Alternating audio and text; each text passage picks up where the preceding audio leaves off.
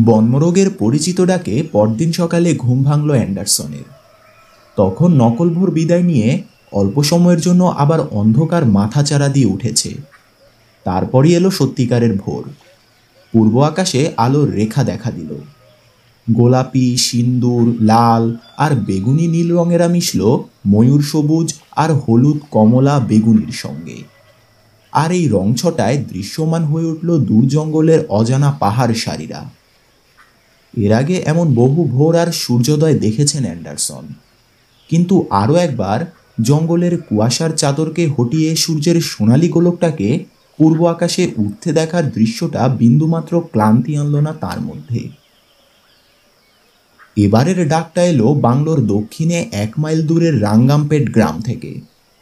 তাদের জঙ্গলের ভাই বোনদের চ্যালেঞ্জের জবাব দিয়েছে গ্রামের মোরগেরা। যদিও তাদের মধ্যে বাধা হয়ে দাঁড়িয়ে আছে 2-3 মাইলের মতো ফসলি জমি। উত্তরে 1 মাইল দূরের জঙ্গল নতুন দিনের সঙ্গে সঙ্গে যেন নতুন জীবন নিয়ে জেগে উঠেছে। আর অ্যান্ডারসনের বন্ধু দেব কেবল ঘুম থেকে উঠে মাথা নেড়ে ঘুম তাড়াতে তাড়াতে কনইয়ের উপর ভর দিয়ে উঁচু হলেন জঙ্গলের এসব শব্দ শোনার জন্য। বেশ দূরের একটা গাছ থেকে ডেকে চলল একটা ময়ূর। কোনো কিছুতে ভয় পেয়ে চিৎকার শুরু করলো একটা চিত্রল। সম্ভবত গত রাতে যে চিতাটা ডাক শুনেছেন তারা সেটাই এখন ঘরে ফিরছে। আর তাকে দেখেই সতর্ক হয়ে গেছে প্রাণীগুলো। তার প্রইমাস স্টোভে কিছু বেকন ভাজলেন অ্যান্ডারসন। সেই সঙ্গে ব্যাঙ্গালোর থেকে কিনে আনা চাপাতি খেতে খেতে পানি গরম হওয়ার অপেক্ষা করতে লাগলেন। পানি গরম হলেই দেব তার স্পেশাল কফি বানাবে। দেব তার কথা রাখলেন। আসলেই দারুণ হলো কফিটা। একটু পর জঙ্গলে হাঁটতে বেরোলেন তারা। চলে এলেন রাগিমানকানার নালার তীরের সেই অশ্বত্থ গাছের কাছে, যেখান থেকে ভেনকাতাম্মা রহস্যজনকভাবে অদৃশ্য হয়ে গেছে। রাতে কোন কোন প্রাণী এদিক দিয়ে গিয়েছে দেখার জন্য রাগিমানকনারের বালুমাটিতে সতর্ক দৃষ্টি বুলালেন অ্যান্ডারসন, যেমন খেয়াল করেছিলেন আসার পথের দিকে। কালিয়ানি নদীর তীরে আসতেই চিতাবাঘটার পায়ের ছাপ পেলেন তারা। বিশাল আকারের মদ্দা একটা প্রাণী ওটা। 1 মাইল সামনে জুমলুম গাছের নিচে একটা শ্লথ ভাল্লুক বিশ্রাম নিয়েছে। তখন চারপাশে ঘুরঘুর করেছে ভালুকটার বাচ্চা দুটো। বালুতে স্পষ্ট ফুটে আছে তাদের পায়ের ছাপ। এছাড়াও পায়ের ছাপ দেখে বোঝা যাচ্ছে রাতে এ এলাকায় এসেছে দলছুট সম্বর, চিত্রল আর বুনো শুয়োর। কিন্তু হন্যে হয়ে যে জিনিসটার খোঁজ করছিলেন সেই বাঘের কোনো পায়ের ছাপ পেলেন না অ্যান্ডারসন। অর্থাৎ কোনো বাঘ এই পথ মাড়ায়নি। বাংলোয় ফিরে আবারও কফি গলায় ঢাললেন দুজনে। তারপর দক্ষিণে রাঙ্গামপেটের দিকে রওনা হলেন। গত রাতের খাওয়ার সময় বাংলোর কেয়ারটেকার বুড়ো দাদু যে কাহিনীটা শুনিয়েছে সেটা গ্রামের অন্যদের কাছ থেকেও শুনতে চান তারা। গ্রামের মোড়ল আর মুন্সিফকে খুশি করার জন্য আরও 1 দফা কফি পেটে চালান করতে হলো। তাদের চারপাশে জড়ো হয়েছে গ্রামের সাধারণ মানুষেরা। গ্রামে অতিথির আগমন সবসময় তাদের গল্পগুজবের একটা চমৎকার সুযোগ করে দেয়। সাহেব, তোমরা অশুভ আত্মাটার কথা শুনতে চাও? প্রশ্নের সুরে জিজ্ঞেস করল প্রাচীন, বয়সের ভারে কুঁজো কাঁপতে থাকা অস্থি চর্মসার একজন মানুষ। ভয়ঙ্কর একটা উদ্দেশ্য নিয়ে সে জঙ্গলে এসেছে, আর এরই মধ্যে আমাদের 5 জনকে তুলে নিয়েছে। কিন্তু সে কখনো তোমার বন্দুকের সামনে পড়বে না। তোমাকে কোনো সুযোগই দেবে না। সে ধূর্ত, খুব খুব ধূর্ত। আর যদি তোমার সামনে পড়েও তোমার বুলেট তার কোনো ক্ষতি করতে পারবে না। যদিও এটা সে করবে না, কারণ তুমি তার কাছে অপরিচিত, বিদেশি আর আমাদের চেয়ে আলাদা। কিন্তু সে জঙ্গলেই ঘুরে বেড়াচ্ছে, কোনো ঝোপের পিছনে কিংবা গর্তের ভিতর লুকিয়ে আছে, কিংবা কে জানে একটা গুবড়ে পোকার আকার নিয়ে হয়তোবা কোনো উঁচু গাছের ডালে চড়ে বসেছে। সেখান থেকে আমাদের কোনো পুরুষ, মহিলা কিংবা শিশুর উপর নজর রাখছে যে একা চলাফেরা করছে। তারপর চোখের পলকে সে তার আকৃতি বদলে ফেলবে। ছোট্ট একটা গুবড়ে পোকা থেকে রূপান্তরিত হবে বিশাল এক দানবে। হতভাগা মানুষটাকে ধরে 1 নিমিষে তাকে খেয়ে ফেলবে। পিছনে থাকবে না একটু চিহ্ন। এভাবে আমাদের প্রত্যেককে তুলে নেবার কিংবা আমরা সবাই এই অভিশপ্ত বনকে তার বসবাসের জন্য রেখে চিরতরে এখান থেকে চলে যাওয়ার আগ পর্যন্ত এমন একটার পর একটা ঘটনা ঘটতেই থাকবে। চারপাশে ভিড় জমানো লোকেরাও দুঃখী চেহারার বুড়োর কথায় সম্মতি জানিয়ে মাথা নাড়ল। তাদের চোখে মুখে শতাব্দীর পর শতাব্দী ধরে বয়ে বেড়ানো কুসংস্কারের ছাপ এতটাই প্রকট যে নিজেকে খুব অসহায় মনে হলো অ্যান্ডারসনের। তাদের এই বিশ্বাসকে পাত্তা না দেওয়ার ভাব করে অ্যান্ডারসন বললেন, এই কি আশ্চর্য, আপনার মতো প্রাচীন জ্ঞানী ব্যক্তি কিভাবে এমন শিশুর মতো কথা বলছেন ভেবে অবাক হই। নিঃসন্দেহে সদ্য মানুষকে হওয়া কোনো বাঘ বা চিতা এই কাণ্ড ঘটাচ্ছে। কুসংস্কারে ঢাকা একটা হাসি উপহার দিল বুড়ো। সাহেব, মানুষকে আমি আগেও দেখেছি। যুবক বয়সে আম্বালা মেরুর নিচের ঢালে এদের একটা আক্রমণ করে বসে আমাকে। ভাগ্যই বলতে হবে এ সময় আমার হাতে ছিল কাঠ কাটা একটা কুঠার। শয়তানটার দিকে ওটা ছুঁড়ে দিই আমি।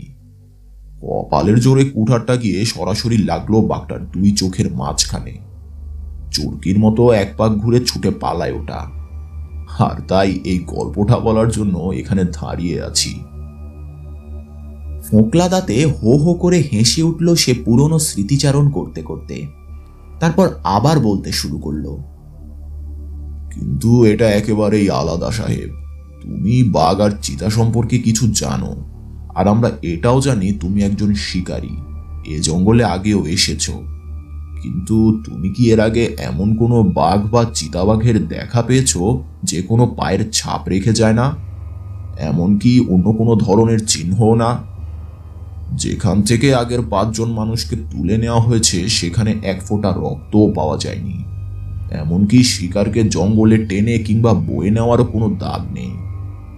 যদি বনের এদিকটায় কোনো বাঘ, বিশেষ করে একটা মানুষ খেকো থাকতো, তবে কি আমরা জঙ্গল, পায়ে চলা পথ, নালার বালুমাটি কিংবা কালিয়ানি নদীর ভিজা মাটিতে ওটার পায়ের ছাপ পেতাম না?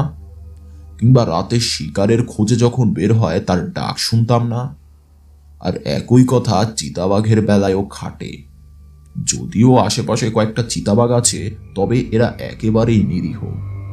তাছাড়া তুমি জানো চিতাবাঘ তার শিকারকে খুব বেশি দূর পর্যন্ত টেনে নিয়ে যায় না, কারণ তার অত শক্তি নেই। আর সবশেষে মানুষ খেকো আঘাত হানে অন্ধকারে কিংবা সন্ধ্যার সময়ে, যখন রাতের আঁধার নামতে খুব বেশি দেরি থাকে না। কিন্তু এক্ষেত্রে 5 শিকারের প্রত্যেককেই তুলে নেওয়া হয়েছে উজ্জ্বল দিনের আলোয়। শুধু তাই না, দুপুর আর বিকালের চড়া রোদের সময়, যখন সব মাংসাশী প্রাণী বিশ্রাম নেয়। তুমি এসবের ব্যাখ্যা দিতে পারবে না, পারবে সাহেব? কিন্তু আমি পারবো। এটা খুব সাধারণ, আর এর মধ্যে সন্দেহের কোনো সুযোগ নেই। আমরা একটা অশুভ আত্মার মুখোমুখি দাঁড়িয়ে আছি। সে এমন এক শক্তি যে নিজের ইচ্ছা মতো হাজির হতে পারে, আবার অদৃশ্যও হতে পারে। তেমনি ছোট্ট এক পোকা থেকে সত্যি সত্যি সে যা সেই দানবের আকৃতি, তার যা ইচ্ছা তাই ধরতে পারে। তোমার বন্দুক এখানে কোনো কাজে আসবে না সাহেব, কারণ রক্ত মাংসের কোনো বাঘ বা চিতার মোকাবিলা তুমি করছো না। আমার কথা যদি শোনো তবে বাড়ি ফিরে যাও, না হলে হয়তোবা তুমি তাকে এতটাই রাগিয়ে দেবে যে তোমাদের একজন, এমনকি 2 জনকেই সে তুলে নিয়ে যাবে। আর দ্রুত এই কথাগুলো বলে ফোঁকলা দাঁতে আবারও শব্দহীন হাসি হাসল বুড়ো। তারপর সে যে তার কথা শেষ করেছে তা বোঝাবার জন্য একদলা পানের পিক অব্যর্থভাবে ছুঁড়ে মারল মুন্সিফের বাড়ির ইটমাটির দেয়ালে। আশপাশে দাঁড়িয়ে থাকা গ্রামবাসীদের মধ্যেও বুড়োর কথার সম্মতিসূচক মৃদু রব পাওয়া গেল। এমনকি গ্রামের মোড়ল আর মুন্সিফও হতাশার সঙ্গে মাথা নাড়ল। নাগাপাতলার দিকে ফিরে চললেন অ্যান্ডারসন আর দেব। দুজনেই চুপ। বৃদ্ধ লোকটার কথা অ্যান্ডারসনের কানে বাজছে। এটা কোন ধরনের প্রাণী যে কোনো পায়ের ছাপ, রক্তের চিহ্ন বা টেনে নেওয়া দাগ রেখে যায় না, আবার শিকারও করে নিঃশব্দে আর কড়া রোদের মধ্যে? তার জীবনে কোনো মানুষ খেকোকেই এমন আচরণ করতে দেখেননি তিনি। কিন্তু তিনি এটাও জানেন গ্রামের লোকদের কথা মতো কোনো অশুভ আত্মা এটা করছে না। নিশ্চিতভাবেই এর কোনো যুক্তিগ্রাহ্য ব্যাখ্যা আছে। 5 জন লোক মারা গেছে অনিয়মিত বিরতিতে। প্রতিটি মৃত্যু কিংবা অদৃশ্য হওয়ার ঘটনায় মিল হলো প্রত্যেক শিকারকেই তুলে নেওয়া হয়েছে দুপুরের একটু পরে। কোনো ঘটনারই জীবিত মানব সাক্ষী নেই। কাথান্ডা রেড্ডির অদৃশ্য হওয়ার ঘটনাটার বেলায় 2-2 4 মিলিয়ে একটা দৃশ্য তারা কল্পনা করে নিয়েছেন, কিন্তু গাড়ি চালক, ব্যবসায়ী, বাঁশ কাঠুরে আর স্বামীর জন্য খাবার নিয়ে যাওয়া সেই নারীর প্রত্যেকে নিশ্চিতভাবেই একা ছিল। অবশ্য ব্যবসায়ীর সঙ্গে তার গাধাগুলো ছিল, কিন্তু এরা তো কথা বলতে পারে না। আর আশ্চর্য ব্যাপার হলো এদের একটাকেও আক্রমণ করা হয়নি। এটা পরিষ্কার তাদের মালিক যখন হারিয়ে যায় তখন তারা এর কোনো আভাস পায়নি কিংবা সতর্ক হয়নি, কারণ পরের দিন একসঙ্গে চড়তে দেখা গেছে গাধাগুলোকে। কোনো কারণে ভয় পেলে স্বাভাবিকভাবেই এক একটা এক এক দিকে ছড়িয়ে ছিটিয়ে যেত, আর এটা নিশ্চিত কোনো চিতাবাঘ বা বাঘের অপ্রত্যাশিত আগমন ভয় পাইয়ে দিত এদের। বাংলোয় ফিরে দুপুরের খাবার তৈরি করলেন তারা। তোমার এটাকে কি মনে হয় জক? জানতে চাইলেন দেব। দেবের সঙ্গে 28 বছরের পরিচয়ের প্রথম দিন থেকেই অ্যান্ডারসনকে জক বলে ডেকে আসছেন দেব। এটা একটা বাঘ বা চিতা ছাড়া আর কিছুই হতে পারে না দেব, বললেন অ্যান্ডারসন। অবশ্য স্বীকার করতেই হবে খুব অস্বাভাবিক আর অদ্ভুত একটা প্রাণী এটা। এই বনে কোনো হাতি বা বাইসন নেই। এছাড়া বিনা কারণে আর যে প্রাণীটি আক্রমণ করতে পারে সেটা হলো ভালুক, কিন্তু ভালুক খুব বোকাশোকা জবরজং একটা প্রাণী। সে অবশ্যই কোনো না কোনো ধরনের চিহ্ন রেখে যেত। তাছাড়া শিকারকে কাঁধে করে বয়ে সে নিয়ে যেত না, বরং যেখানে মেরেছে সেখানেই রেখে যেত। দুপুরের খাবার শেষে অ্যান্ডারসন দেবকে বললেন, এই রহস্যটা আমাকে খুব কৌতূহলী করে তুলেছে। আমি এর সমাধান করে যেতে চাই। লীলা যদি তোমাকে এখানে আরো দিন 10 থাকতে দিতে আপত্তি করে তবে আমাকে জানাও। দেব নিজেও আশ্চর্য এই বিষয়টিতে আগ্রহী হয়ে উঠেছেন, আর অশুভ আত্মাটার কথা শুনবার পর থেকেই তার হুপিং কাশির কথা একেবারেই ভুলে গেছেন। কাজেই অ্যান্ডারসন আর দেব দুজনেই তাদের স্ত্রীদের লিখে দিলেন এখানে যতদিন থাকার পরিকল্পনা নিয়ে এসেছেন তার চেয়ে বেশি থাকছেন তারা। অবশ্য এখানে কেন বেশি দিন থাকতে হচ্ছে তার কোনো ব্যাখ্যা দিলেন না চিঠিতে, তবে আশা করছেন তাদের স্ত্রীরা ধরে নেবেন দেবের হুপিং কাশি এর কারণ। এখানে একটা বাঘ আছে এর প্রমাণ তল্লাশির জন্য বেলা 3টার দিকে আবার জঙ্গলে ঢুকলেন তারা, কিন্তু কিছুই পেলেন না। তারপর রাস্তা ধরে 4 নম্বর মাইল ফলকের কাছে চলে এসে পূর্বের জঙ্গলে ঢুকলেন। 2 ফার্লং মতো হেঁটে পৌঁছালেন নরাসিমহা চেরভু নামের জলাশয়টার কাছে। এমনকি জলাশয়ের কাদাময় কিনারায়ও কোনো বাঘের পায়ের ছাপ মিলল না। তবে কয়েকদিনের মধ্যে একটা চিতাবাঘ পানি খেতে এসেছিল, আর এসেছিল নানা জাতের হরিণ।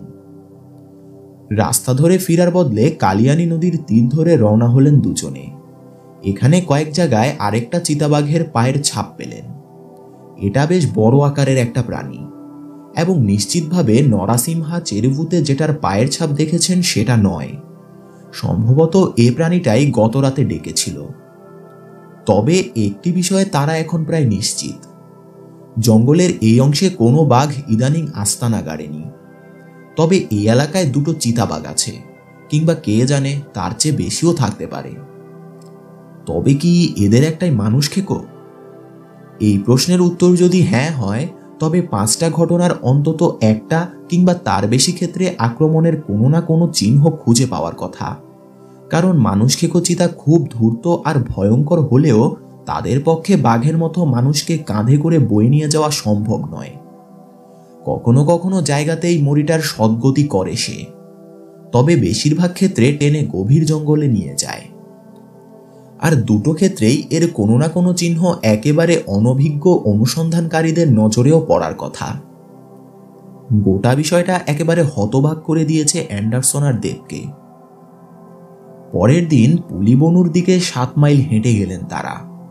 দেখলেন বাঁশকাঠুরেদের ছাপড়াটা এখনো আগের জায়গাতেই আছে, তবে কেউই যুক্তিগ্রাহ্য কোনো সমাধান দিতে পারল না, বরং গ্রামবাসীদের মতো সেই অশুভ আত্মাকেই দায়ী করতে লাগলো।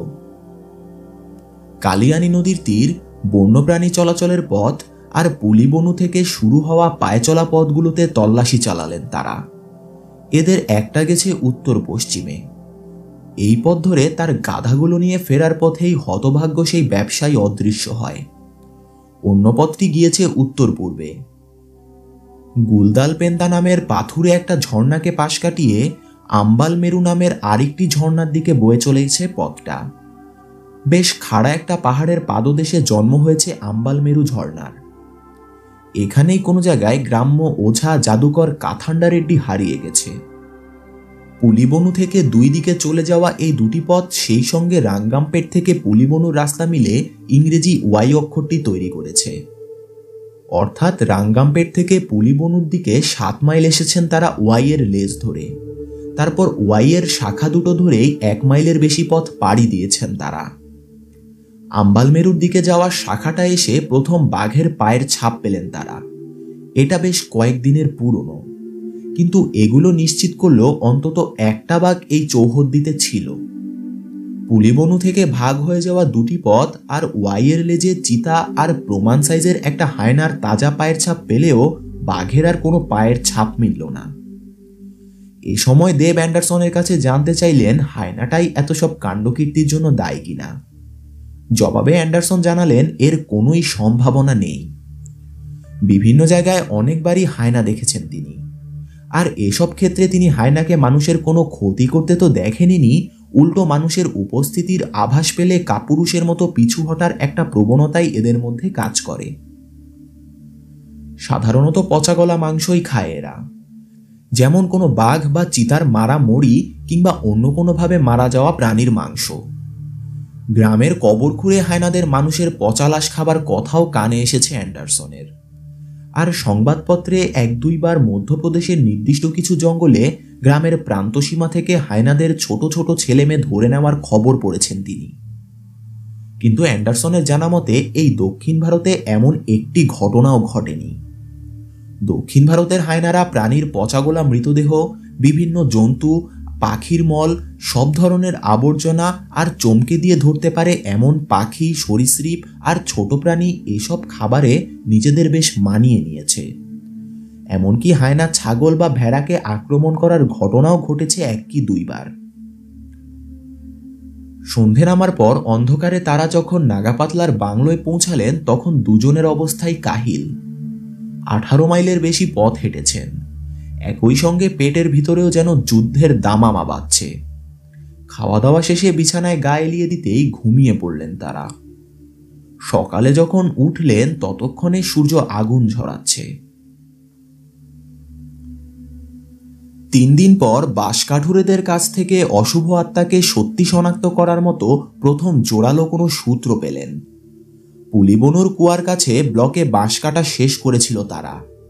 তখনই তাদের যে কাজে নিয়োগ করেছে সেই বাঁশের কন্ট্রাক্টর গোটা দলটাকে পরবর্তী কূপ বা ব্লকে পাঠিয়ে দেয়। পুলিবনুর প্রধান রাস্তা পার হয়ে ওয়াইয়ের ডানের শাখার শেষ প্রান্তে এই কূপের অবস্থান। আম্বালামেরু নামের পাথুরে ঝর্ণাটার 1/2 মাইলের মধ্যেই ওটা।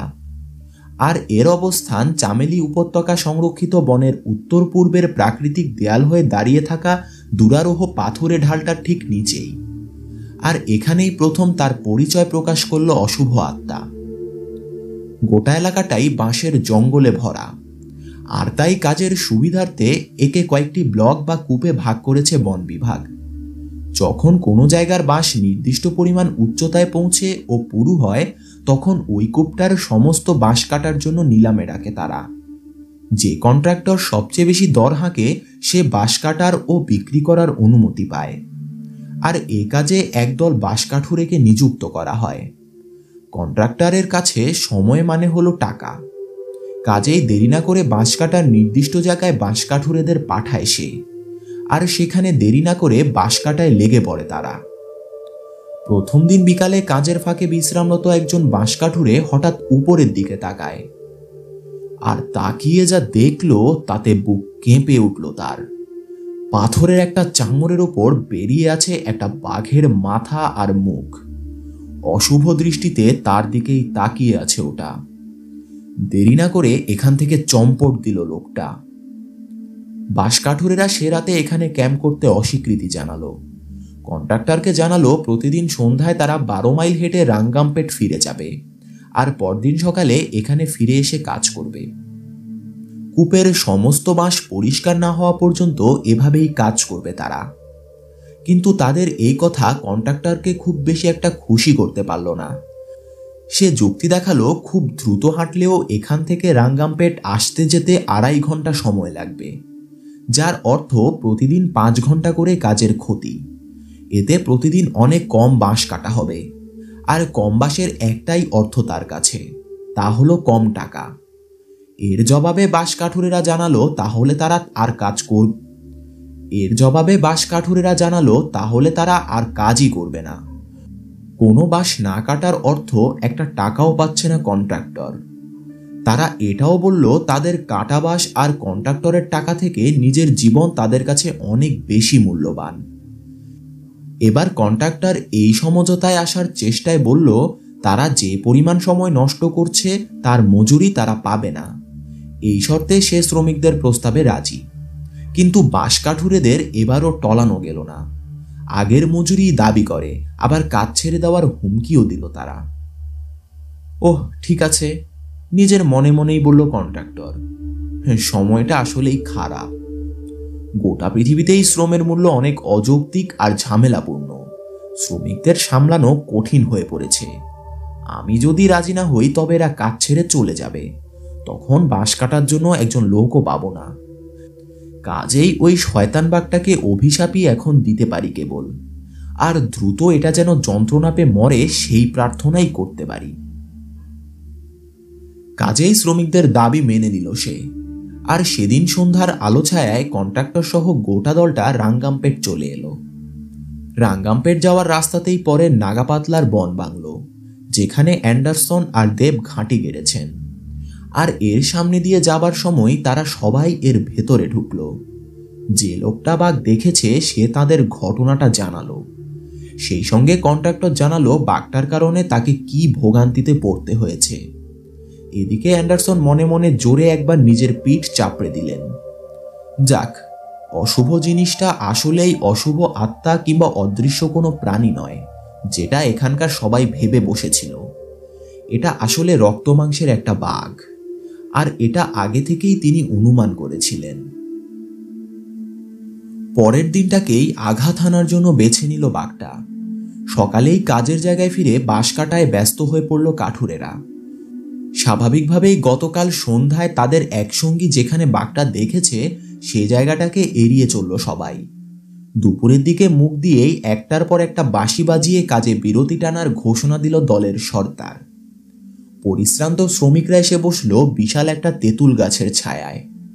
দুপুরের খাওয়া আর বিশ্রামের জন্য বরাদ্দ 1 ঘন্টা। ভাত আর তরকারি দিয়ে মধ্যাহ্ন ভোজন শেষে আম্বালমেরু ঝর্ণা থেকে আসা একটা ছড়ার পানিতে হাত মুখ ধুলো তারা। তারপর বসে বসে কেউ বিড়ি ধরালো, কেউ মুখে পান দিল, আর কারো বা হালকা ঝিমুনি চলে এলো। 1 ঘন্টা শেষেই আগের মতো বাঁশি বাজিয়ে সবাইকে কাজে যাওয়ার নির্দেশ দিল সর্দার।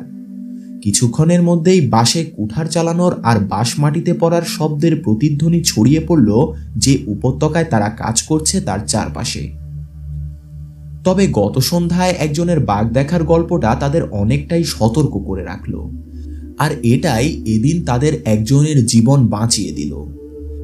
বাঁশ কাটার সময় একটু পরপরই চারপাশটা দেখে নিচ্ছিল লোকটা। এটা করতে গিয়েই তার নজরে পড়ল একটা ঝাড়ের একটা বাঁশের পাতা হঠাৎ অস্বাভাবিকভাবে নড়ে উঠেছে। তারপরই দেখল বাদামি সাদা কালোর পটভূমিতে সবুজ হলদে একজোড়া চোখ ভয়াল দৃষ্টিতে তাকিয়ে আছে তার দিকে। কুঠারটা বাগিয়ে ধরে চকিতে ঘুরে দাঁড়ালো লোকটা।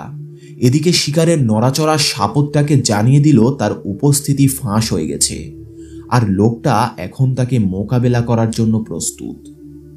শূন্যেই মেরুদণ্ড আর লেজ মোহনীয় ভঙ্গিতে মোচড় দিয়ে নিজের লাফটা নিয়ন্ত্রণ করে ফেলল ওটা, নামলো তার শিকারের অল্প দূরেই। এদিকে লোকটা ততক্ষণে কুঠার চালিয়েছে।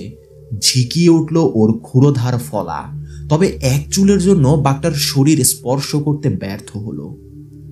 বাঘটা এ ধরনের অভ্যর্থনা মোটেই আশা করেনি। সে আশা করেছিল অতর্কিতে শিকারের উপর ঝাঁপিয়ে পড়তে পারবে, মাটিতে নেমেই ভয়ানকভাবে গর্জে উঠল সে।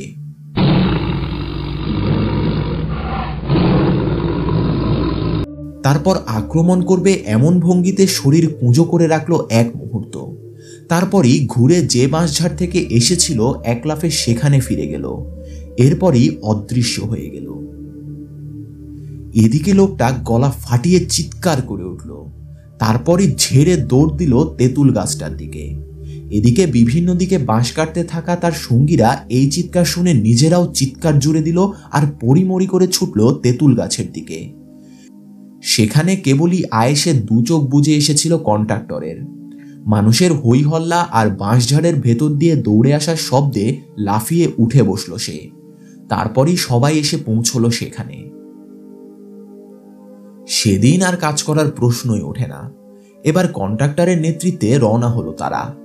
আম্বালা মেরুতে আশ্রয় নেওয়া হিংস্র সাপটার সঙ্গে যত তাড়াতাড়ি সম্ভব একটা দূরত্ব তৈরি করতে চায় সবাই। অ্যান্ডারসন আর দেব একটু তাড়াতাড়ি চা খেয়ে কেবল পুলিবনুর দিকে যাওয়ার রাস্তার ৩য় মাইল ফলকটার কাছে পৌঁছেছেন। তখনই গ্রামের নিরাপদ আশ্রয়ের উদ্দেশ্যে রওনা হওয়া দলটার দেখা পেলেন। তাদের দেখে সবাই একসঙ্গে কথা বলা শুরু করে দিল। এখান থেকে আসল গল্পটা আর কার এই লোমহর্ষক অভিজ্ঞতা হয়েছে তা উদ্ধার করতে বেশ কিছুটা সময় লেগে গেল তাদের। তার বুক পর্যন্ত হাত তুলে চার পায়ে মাটির উপর সিধা হয়ে দাঁড়াবার পর বাঘটার উচ্চতা কতটুকু হয়েছিল তা দেখালো লোকটা। এখন বিকাল ৩:৪৫। লোকটাকে তাড়াতাড়ি তাদের সঙ্গে রওনা হতে বললেন অ্যান্ডারসন। ঠিক কোন জায়গায় বাঘটা দেখা দিয়েছিল তাদের নিয়ে গিয়ে দেখাবে সে। অ্যান্ডারসনের এই চাওয়ার একটা কারণ আছে। নিজে বাঘের পায়ের ছাপ দেখে গল্পটির সত্যতা সম্পর্কে নিশ্চিত হতে চান অ্যান্ডারসন। এ পর্যন্ত এই অদ্ভুত প্রাণীটার আশ্চর্য সব গল্প অ্যান্ডারসন শুনে এসেছেন। এর অস্তিত্ব প্রমাণ করে এ ধরনের কোনো প্রমাণ নিজের চাক্ষুষ না করেই।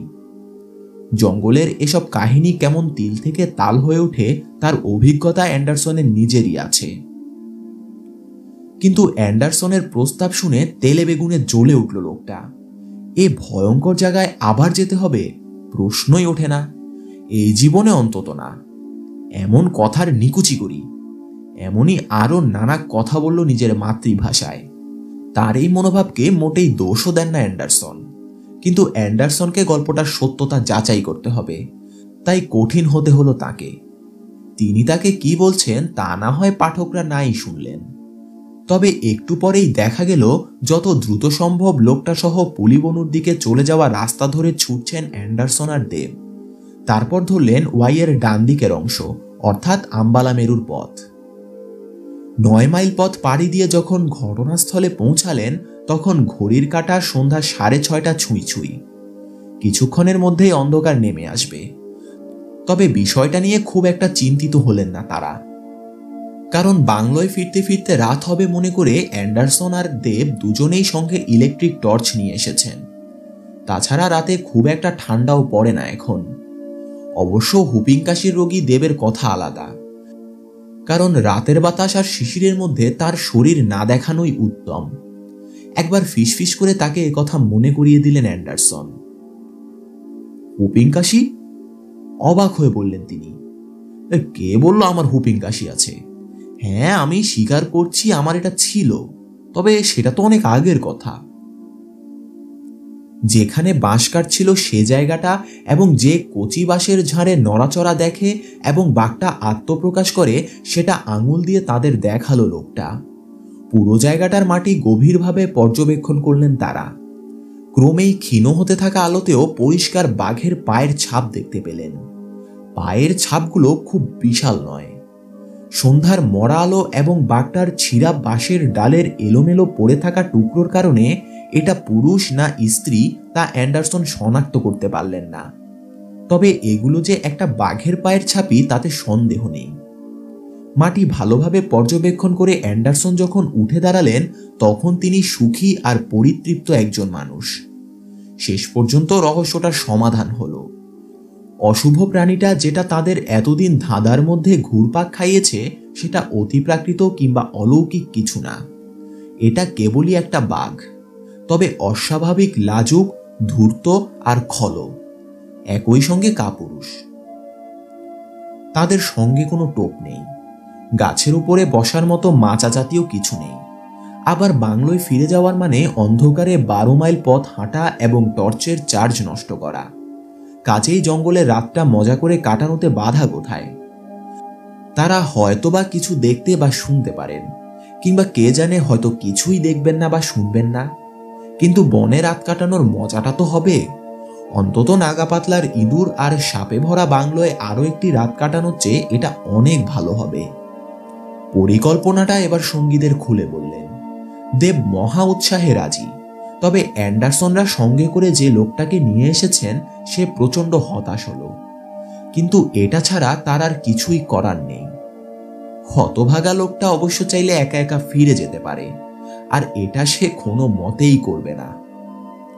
এখন প্রশ্ন হলো তারা কোথায় বসবেন। আম্বালমেরু জলাশয়টা অন্য যে কোনো জায়গার চেয়ে ভালো, অন্তত সেখানে বসার একটা ভালো জায়গা পাওয়া যেতে পারে আশা করলেন অ্যান্ডারসন। তারা এখন যেখানে আছেন সেখানে জঙ্গল অনেক গভীর আর বাঁশঝাড় ঘন। রাত নামার সঙ্গে অন্ধকারের চাদরে আগাগোড়া ঢাকা পড়বেন তারা। তাদের আর জলাশয়টার মধ্যের সামান্য দূরত্বটা অতিক্রম করতে করতেই অন্ধকার নেমে এলো। মাটিতে লুকিয়ে অপেক্ষা করার মতো জায়গা তৈরি করার মতো সময় এখন নেই। গাছে মাচা জাতীয় কিছু বানানোর সুযোগ তো আরও নেই। তবে কাছেই একটা বট গাছ আছে। বটগাছের শাখা প্রশাখা থেকে শিকড় নিচে নেমে এসে মাটি ভেদ করে ভিতরে ঢুকে যায়। এই শিকড়গুলো ক্রমে নিজেই একটা গাছের আকার নিয়ে নেয়। এভাবে মূল গাছের আশপাশে আরো অনেক শাখা গাছ গজিয়ে ওঠে, আর তাই বটগাছ ছড়িয়ে থাকে বড় জায়গা নিয়ে। ভারতের বটগাছের সবচেয়ে বড় নমুনা আছে কলকাতা বোটানিক্যাল গার্ডেনে। বিশাল এলাকা জুড়ে আছে গাছটা। বোটানিক্যাল গার্ডেনটা বিখ্যাত হবার একটি কারণ বিশাল এই মহিরহু। প্রায় এটারই মতো বিশাল আরেকটি বট জন্মেছে ব্যাঙ্গালোর থেকে 42 মাইল দূরে থালি নামের একটা গ্রামের ধারে। পাথরের একটা মন্দির আছে গাছটির গোড়ায়। ঝুলতে থাকা শিকড়গুলো পুরোপুরি ঢেকে দিয়েছে মন্দিরটির চারপাশের দেয়াল। অবশ্য মন্দিরটির প্রবেশদ্বার পরিষ্কার রাখা হয়। হঠাৎ করে তাকালে যে কারো মনে হবে শিকড়গুলোর মাঝখানে একটি প্রাকৃতিক গুহা তৈরি হয়েছে। ঘটনাচক্রে একটা কালো কোবরা আস্তানা গেড়েছে গুহার পিছনে। কেউ কেউ বলে কোবরাটার বয়স 100 বছর। মন্দিরের দেখাশোনার দায়িত্বে থাকা ব্রাহ্মণ পুরোহিত একবারে কয়েক বাটি দুধ আর 1/2 ডজন ডিম খাওয়ানেকে। এই পুরোহিত অ্যান্ডারসনকে বলেছিলেন গাছটার বয়স 2000 বছর। আবার ফিরে আসা যাক আম্বালমেরুতে। জলাশয়টার থেকে একটু দূরেই একটা বট গাছ জন্মেছে। খুব বিশাল কিন্তু প্রাচীন নয় এটা। তবে এরই মধ্যে বেশ কিছু শিকড় মাটিতে নেমে এসে মূল গাছের আশেপাশে আরো বেশ কয়েকটা গাছ তৈরি করে জেঁকে বসেছে। এ ধরনের দুটো শিকড় জন্মেছে 4 ফুট ব্যবধানে। এক একটার ব্যাস এই 8 ফুটের মতো হবে। এই দুটো শিকড়ের মাঝে বসে পড়লেন তারা। নিজের রাইফেলটা সহ জঙ্গলের দিকে মুখ করে বসলেন অ্যান্ডারসন। দেব বসলেন তার দিকে পেছন ফিরে, মুখ থাকলো জলাশয়ের দিকে। দেবের কোলের ওপর অ্যান্ডারসনের .12 বোরের শটগান। এটার ডান নলে একটি লিথাল বল আর বাম নলে একটি এলজি কার্টিজ পুরা। বাঁশকাঠুরের লোকটা বসলো দেবের ডান পাশে, তারই মতো জলাশয়ের দিকে মুখ করে। অ্যান্ডারসন এবং দেব দুজনেই সঙ্গে করে তাদের টর্চ এনেছেন। তবে মনে করে রাইফেলের সঙ্গে টর্চ আটকানোর ক্ল্যাম্প সঙ্গে এনেছেন কেবল অ্যান্ডারসন। তাই দেবের টর্চটা থাকলো বাঁশকাঠুরের লোকটার হাতে, কোনো প্রয়োজন হলে সে টর্চ জ্বালাবে। অ্যান্ডারসনদের কেবল এক পাশ শিকড়ের আড়াল পাচ্ছে। এছাড়া তাদের প্রায় গোটা দেহই বলা চলে অরক্ষিত এবং দৃশ্যমান। দেবের সামনেই জলাশয়। যদি না কাছের তীর থেকে আসে তবে অবশ্যই পানি অতিক্রম করতে হবে বাঘটাকে। সেক্ষেত্রে অন্তত ওটার আসার শব্দ শুনতে পাবেন তারা। এদিকে ভালো মতো অন্ধকার নামার পর টর্চ জ্বালানো ছাড়া সামনের জঙ্গলে কিছুই দেখতে পাবেন না অ্যান্ডারসন। তাদের তিনজনকেই আসলে নির্ভর করতে হবে নিজেদের শ্রবণ শক্তির ওপর। জলাশয়ের পাশ থেকে কিংবা অ্যান্ডারসনের সামনের জঙ্গল থেকে বাঘটা এলে সঙ্গে সঙ্গেই তাদের দেখতে পাবে। এরপরে কি ঘটবে তা নির্ভর করছে তারা সুযোগটা কিভাবে কাজে লাগাতে পারবেন তার এবং বাঘটার সাহসের উপর। সে কি তিনজনকে একসঙ্গে আক্রমণ করবে নাকি পিঠ টান দেবে? দেবকে মেলায় আসা স্কুল পড়ুয়া ছেলের মতোই উত্তেজিত আর উল্লসিত দেখাচ্ছে। অল্পক্ষণের মধ্যেই কালিগোলা অন্ধকার নেমে এলো। অ্যান্ডারসনরা এখানে আশ্রয় নেওয়ার অনেক আগেই তার পালকে সজ্জিত বন্ধুরা তাদের নিড়ে ফিরেছে। এখন কেবল শুনতে পাচ্ছেন একটা সিঙ্গেল পেঁচার দুরাগত চিৎকার। তাদের উপরে উঁচু পাহাড় শ্রেণীর কোথাও বসে, সম্ভবত 1 মাইলটা দূরে হবে, পরিতৃপ্তির দৃষ্টিতে নিচের উপত্যকাটা গভীরভাবে পর্যবেক্ষণ করছে সে, আর মাঝে মাঝেই চিৎকার করে উঠছে। হঠাৎই জলাভূমিতে ডাকতে শুরু করলো একটা কোলা ব্যাঙ। একটার পর একটা দলের অন্যগুলো যোগ দিল তার সঙ্গে। বুক ঢিপ ঢিপ করা একটা কোরাসে পরিণত হলো এটা। বাঁশকাঠুরে যার পেছনটা অ্যান্ডারসনের বাম বাহুকে স্পর্শ করে আছে থরথর করে কাঁপতে শুরু করলো। অ্যান্ডারসন কল্পনায় স্পষ্ট দেখতে পাচ্ছেন তীব্র দৃষ্টিতে সামনের অন্ধকারের দিকে তাকিয়ে আছে সে। তবে এটা আসলে কেবলই একটা জল ব্যাঙ। আকারে কোলা ব্যাঙের চেয়ে অনেকটা ছোট এই ব্যাঙদের পেছনের পা অনেক লম্বা আর চিকন। লেক কিংবা জলার কিনারে আধা ডুবো অবস্থায় বসে থাকে এরা। তারপর হঠাৎই এদের একটা পেছনের পা দিয়ে জোরালোভাবে পানির উপর লাথি মেরে লাফিয়ে লাফিয়ে কয়েক গজ এগিয়ে যায়। তারপর স্থির হয়ে চোখ আর মাথার অর্ধেকটা পানির ওপর দিয়ে ভাসতে থাকে। এভাবে পানির ওপর দিয়ে একটা জলব্যাঙ লাফিয়ে যাওয়ার সময়ই এই শব্দ তৈরি হয়েছে, আর এতেই লোকটা থরথর করে কাঁপতে শুরু করেছে। অ্যান্ডারসন জানেন যখন একটু পরপর একটা ব্যাঙ এভাবে পানির উপর দিয়ে লাফিয়ে যাবে তখন দুশ্চিন্তার কিছু নেই। তবে যদি একসঙ্গে কয়েকটা ব্যাঙ এই একই কাজ করে তবে ধরে নিতে হবে কিছু একটা এগিয়ে আসছে, এবং ওটা এই ব্যাঙগুলোকে ভয় পাইয়ে দিয়েছে। তাই পানির মাঝখানে নিরাপদ আশ্রয়ে সরে পড়ছে তারা। আম্বালমেরু জলাশয়টা খুব একটা বড় নয়। ডিম্বাকার জলাধারটা লম্বায় 60 ফুট এবং প্রস্থে 30 ফুট হবে। এর উত্তর অর্থাৎ চিকন প্রান্তটার সামনে সীমানা প্রাচীরের মতো দাঁড়িয়ে আছে পাথুরে দেয়াল, আর অন্য 3 পাশে গভীর জঙ্গল। অ্যান্ডারসনরা বসে আছেন জলাশয়ের পূর্ব তীরে। অন্ধকারে এখন কিছুই দেখা যাচ্ছে না। তবে এখানে বসার আগে অ্যান্ডারসন লক্ষ্য করেছেন তাদের ওপরে মাথা উঁচু করে দাঁড়িয়ে থাকা দেয়ালটা 500 ফুটের মতো খাড়া উঠে গেছে। অ্যান্ডারসনের পেছনে পানির পাশে তারস্বরে চেঁচাচ্ছে কোলা ব্যাঙ। এছাড়া চারদিক শুনশান। তারপরই সিঙ্গেল পেঁচাটা আবার ডাকতে শুরু করলো ভুতুরে কণ্ঠে। নিচের উপত্যকা থেকে হঠাৎই ডাকতে শুরু করলো একটা প্লোভার। কিছু একটা পাখিটাকে সতর্ক করে দিয়েছে। সেটা কি? আর প্রায় একই সঙ্গে তার পেছনে দেবসুন্দরাম আর বাঁশকাঠুরের শরীরের পেছনটা শক্ত হয়ে গেল, টের পেলেন অ্যান্ডারসন। তবে তিনি জানেন এখনো বেশ কিছুটা সময় আছে।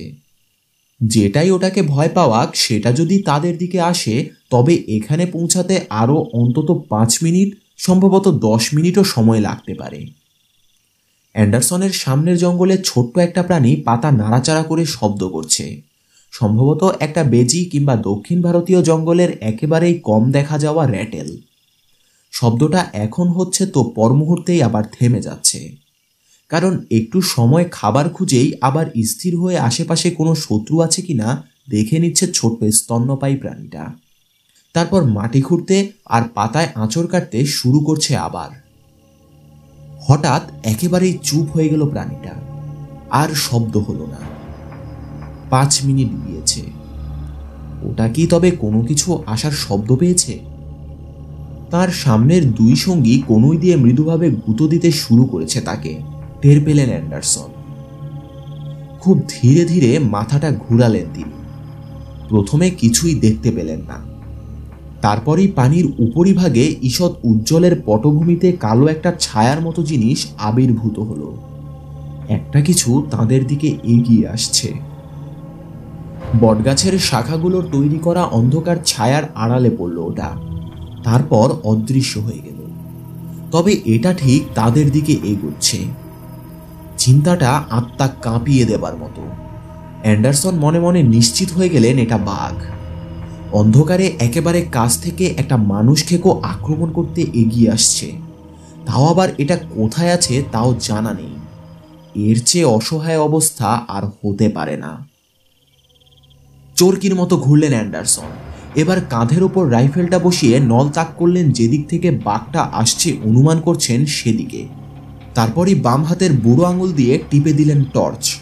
উজ্জ্বল আলোক রশ্মিতে ধরা দিল পৈশাচিক একটা মাথা, যেখান থেকে নীলচে সবুজ দুটো চোখ অবাক হয়ে চেয়ে আছে অ্যান্ডারসনের পেছনে। তবে ভীতু আর লাজুক দুটো চোখ।